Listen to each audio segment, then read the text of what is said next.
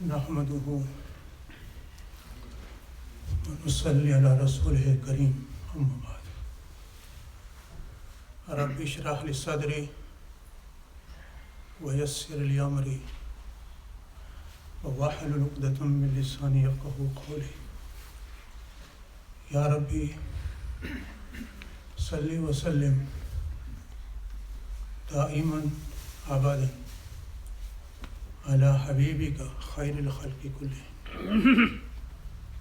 Respected elders and young brothers, first of all, I apologize for being late here.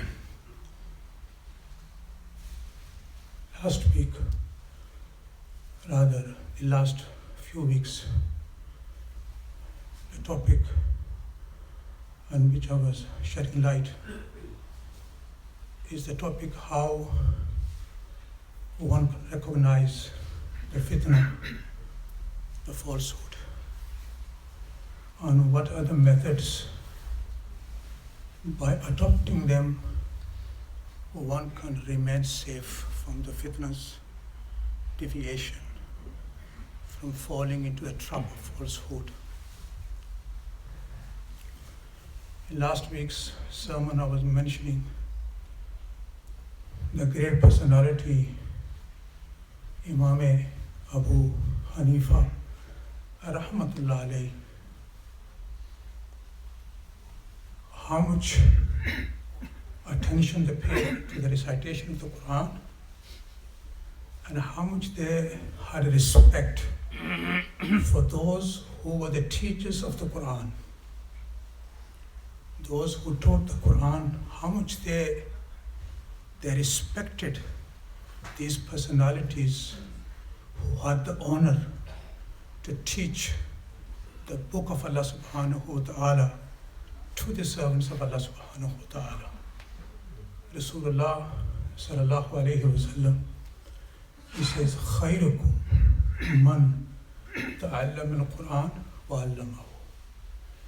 The best in the community is he who learns the Quran, who learns to read the Quran, and if he takes another step, he memorizes the Quran, then he takes another step. Once he has learned everything, then he strives to pass on this to others. He is classed, he is considered, and he is declared as the best person in the society, in the community. One of the methods of remaining safe from the fitnas is to do the recitation of the Quran. And the second method is to sit in the majalis, in the circles of ulama kiram.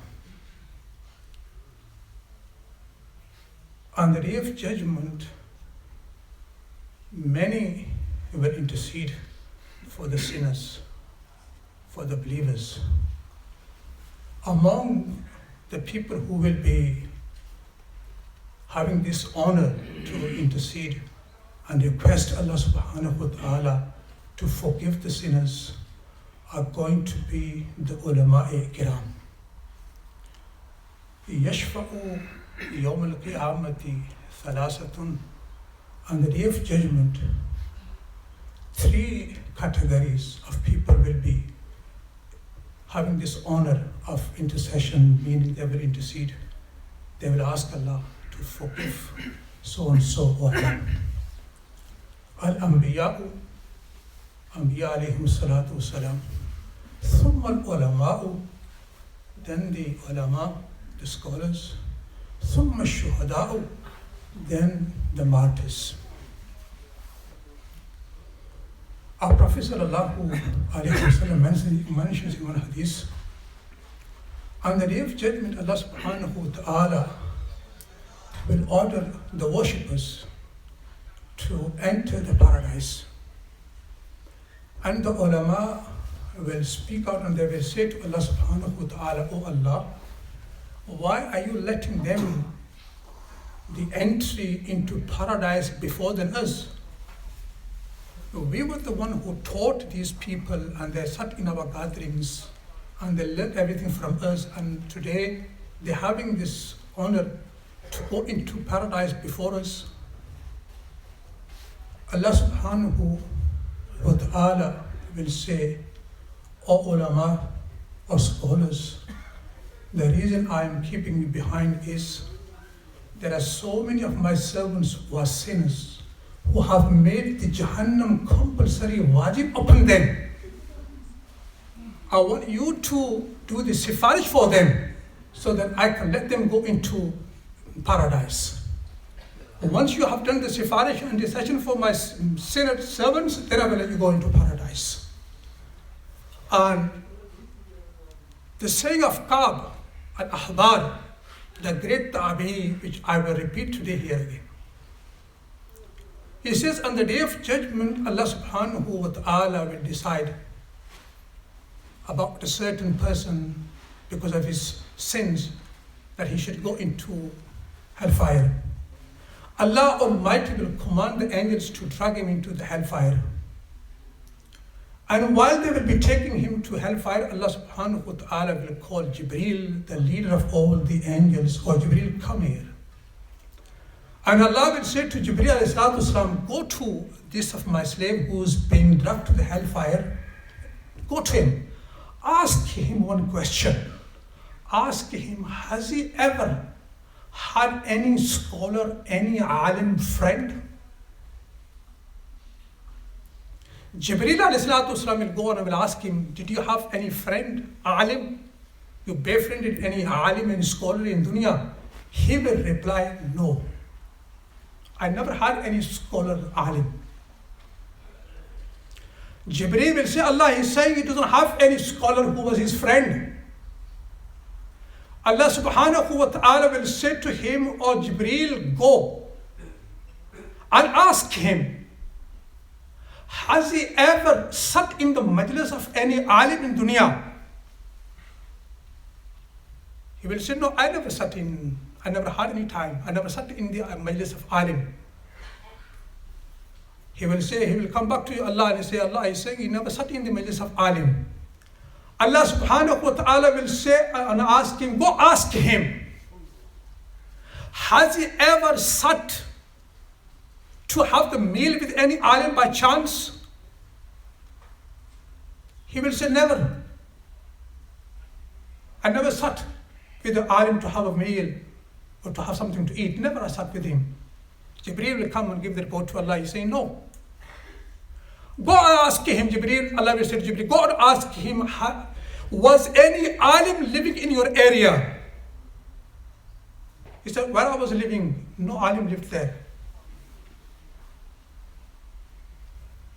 Or Jibreel, go and ask him, in his lineage, was any alim, scholar, in his family tree? He will say, no. Then Allah subhanahu wa ta'ala will say, oh Jibreel, go and ask him, had he befriended any person who was a friend of alim?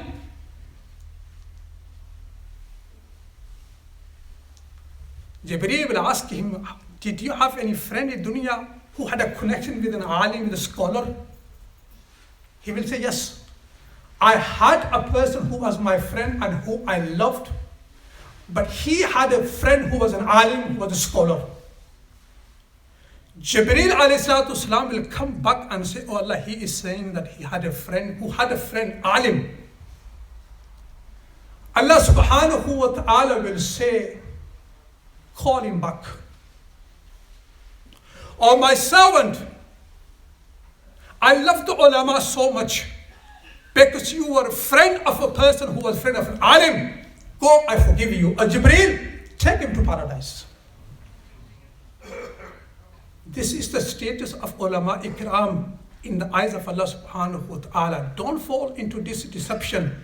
If any alim does something wrong, if any alim is caught doing something wrong and he comes on the media, don't start having these ill feelings about ulama. Why? Because if any doctor does something wrong, you never stop going to the hospital, or you never stop going to the GP or the doctor. You keep on going, because to you, the physical health is very important, and only when the doctor will sort out your problem, the physical problem. Similarly, spiritually, the ulama ikram are the personality who can sort out this problem.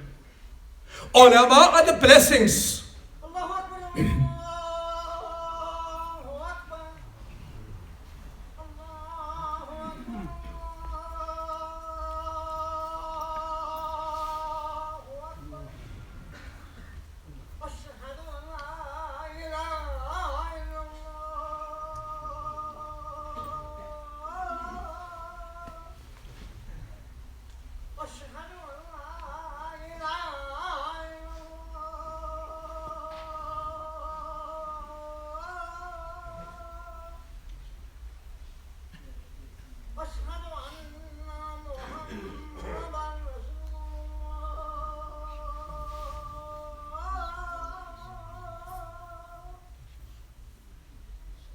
أشهد